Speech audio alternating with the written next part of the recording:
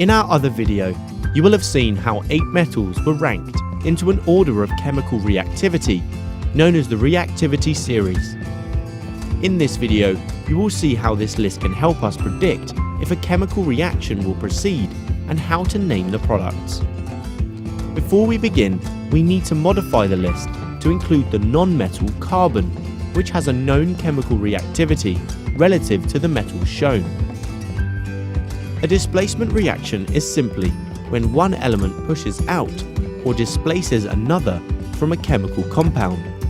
For example, if a mixture of grey zinc powder and black copper oxide powder are mixed and then heated strongly, causing the reaction to start, we see a violent chemical change, lots of heat and light, making red copper powder and white zinc oxide. Zinc plus copper oxide equals zinc oxide plus copper. Look at where the metals zinc and copper are in the reactivity series. Zinc is above copper, and so is the more reactive metal of the two. So zinc, being a more reactive metal, can push out or displace copper from its compound. What if we tried the reverse reaction? Copper plus zinc oxide equals... This reaction will not work, as copper is not reactive enough to displace zinc from its compound. This shows how we can use the reactivity series to predict if a reaction will go, and if it does, then we can name the product by switching the names of the metals around. Try these examples.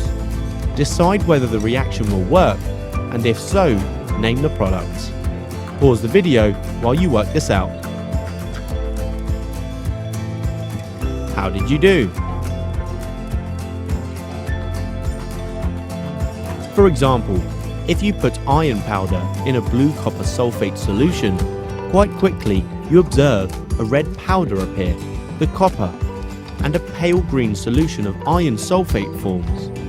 We added the element carbon to the reactivity series at the start of this video, so now let's use it. Decide which of these reactions will go and name the products. Here's a hint: carbon oxide is carbon dioxide.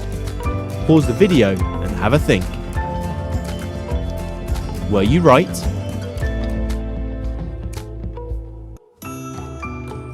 Look at this table, which shows when each metal in this reactivity series was discovered. Notice how metals less reactive than carbon were discovered a long time ago. This is because to isolate these metals from their compounds found in ores, ancient people used charcoal, almost pure carbon, in a fire or furnace to displace these low reactivity metals. This displacement reaction is known as smelting. Very reactive metals required quite different chemistry to be isolated and needed the discovery of current electricity before this could happen. So to recap, you don't need to memorize the list of metals in this series, but you should be able to use it to predict what change, if any, you would expect if a metal is reacted with another metal compound. If you liked the video, give it a thumbs up and don't forget to subscribe. Comment below if you have any questions. Why not check out our AddyESchool app as well? Until next time.